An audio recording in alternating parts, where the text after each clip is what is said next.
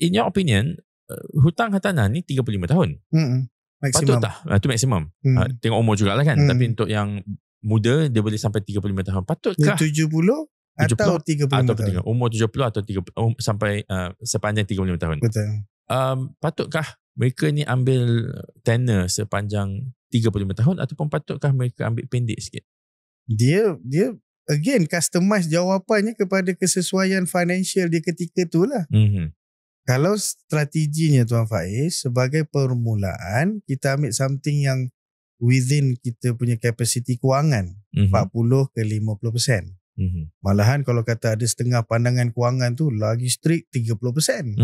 1/3 daripada income kita. So yang konservatif sikit tu 40 ke 50%. So kalau 30 ke 40% tu membawa kepada installment 30 ke 35 tahun ni, okey lah. Kan? Because why? Along the way, kita akan ada perubahan-perubahan financial tactical kita.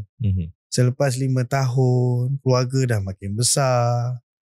Apa nak kan? Keluarga dah makin besar. Jadi kita pun dah nak berpindah, nak upgrade ke rumah yang baru. So rumah kita yang beli 5 tahun dulu ni dah ada market value yang dah naik kan, kawasan dah makin matang, harga dah baru. Jadi tak perlulah untuk kita bayar bebanan bulanan yang terlalu besar semata-mata untuk supaya loan tu cepat habis. Boleh faham maksud saya kan? Jadi relax, okay, kita bayar seadanya. Dan malahan kalau kata the first 2 period, kalau kata 30 tahun, the first 2 period, kalau 30 tahun ni bahagi 3, 10 kan. The first 20 years tu banyak serve interest je. Kan, interest on the principal tu. So kita belayan dulu, boleh bayar bulan-bulan, okay, bank tak kejar. After 5 years, rumah pun dah makin kecil. Kena pula Tuan Faiz, anak lelaki, perempuan dah makin lama makin membesar, kena pisahkan bilik. Kan, so kita kena upgrade. Okay, masa tu kita berada dalam dilema yang nak maintain rumah lama tu untuk buat sewa ke, atau kita jual, ambil cash out daripada penjualan tersebut dan upgrade kepada rumah yang lebih besar. So ini dinamakan sebagai progressive planning daripada financial tactical kita tu lah. Ikut kesesuaian semasa. Ini cerita pasal orang duduk sendiri. Tuan Faiz bukan cerita pasal investor kan. Ini cerita orang duduk sendiri. So keperluan ada tak keperluan untuk bayar cepat supaya selesai cepat? Juga satu pandangan yang tak salah. Alah senang lah tuan, kalau bayar cepat-cepat 10 tahun dah settle. Asal pinjam 30 tahun. So dia cepat-cepat bayar. So dia macam ni Tuan Faiz. Ada pandangan mazhab kewangan yang selesai bayar hutang senang. Tiap-tiap bulan fresh kan. Net duit gaji masuk jadi tak ada hutang.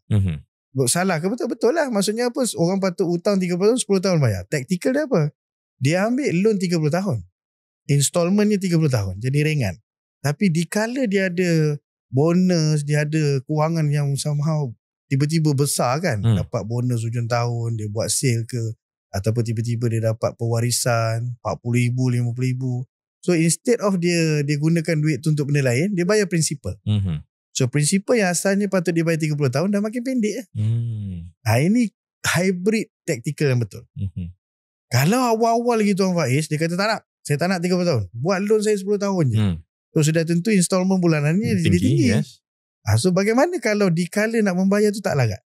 Tak mampu nak kena membayar. Kena buat kerja ke, kena buat kerja. Kita ke? tak tahu, wallahualam. Kan? Kata apa, financial disease ni macam-macam. Nak buat kerja, sakit, kan, dikurangkan pangkat ke apa, diturun pangkat, dikurangkan gaji, macam-macam kan. Kita pernah lalu COVID. Itu memang doa jangan berlaku lagi lah. Somehow financial nightmare kita kata. Bukannya damages dah, nightmare financial ketika tu kan. So what happen is that kita ambil something yang okay, kita buat installment ringan 30 tahun, bila ada duit kita bayar. So ada option lah untuk dipendekkan. Ada option, tapi berhati-hati, kena ambil loan yang betul lah, iaitu sama ada semi flexi ataupun full flexi. Kalau term loan tak boleh lah. Ada lagi ke bank yang jual term loan untuk rumah? Setahu saya tak adalah, tapi tak tahu benda-benda package bank ni kita kadang-kadang tak terfollow kan. Tapi kita ambil kira ada 3 jenis tu lah. Term, semi ataupun full flexi. Faham. So sekarang ni berapakah kadar pinjaman yang sesuai lah, sebab kadang-kadang dulu kita pernah nampak 5-6% untuk pinjaman perumahan, tetapi untuk hari ini berapakah kadar yang cantik untuk beli rumah? As we speak ni, pada tarikh ni lah kita bercakap. Nanti kan kita takut podcast ni dah bertahun-tahun nanti kan dah tak selesai. Pada 31 hari bulan Januari 2025 lah. Kan, tarikh ni sekadar pengamatan kami, kalau dapat bawah 4 itu excellent. Kan maksudnya you dapat 3.9. Wush, aduh, maksudnya financial profile dia cantik lah. Risk measurement dia di mata bank dia ni selamat, evergreen, cantik, boleh bagi 3.9. Tapi yang paling maksimum yang kita boleh somehow considerable rate dia 4.5. Maksudnya 4.5 ke bawah tu kita panggil okey lah. Orang marhain biasa-biasa 4.3, 4.2 okey. Tapi kalau you dah sampai 4.8, 4.9, 5.2, tu memang asal lulus je lah tu. Kan? Patutkah dia proceed kalau orang dapat 4.8? Proceed is not about the rate Tuan Faiz. Proceed is all about the installment. Dia macam ni Tuan Faiz. Nak cerita pasal berhutang dia ada dua tau. Size hutang ke ataupun size komitmen. Contoh Tuan Faiz. Tuan Faiz hutang RM1 dengan bank. Sebulan bayar RM10. Beban tak? Tak beban langsung. That's the point. Juta tu boleh buat macam-macam. Kan? You invest ke apa ke? That's the point. Tuan Faiz hutang RM100,000. Sebulan bayar kat bank RM10,000. Beban. Beban lah. So it's not about the size of the loan. It's the size of commitment. Yang menjadi perdebatan. Evergreen punya perdebatan. Orang sengit-sengit bukan size loan. Orang sengit tak boleh nak bertahan kerana size commitment. Kerana 100% dia punya pendapatan bulanan, which is very obvious, boleh dikira pun.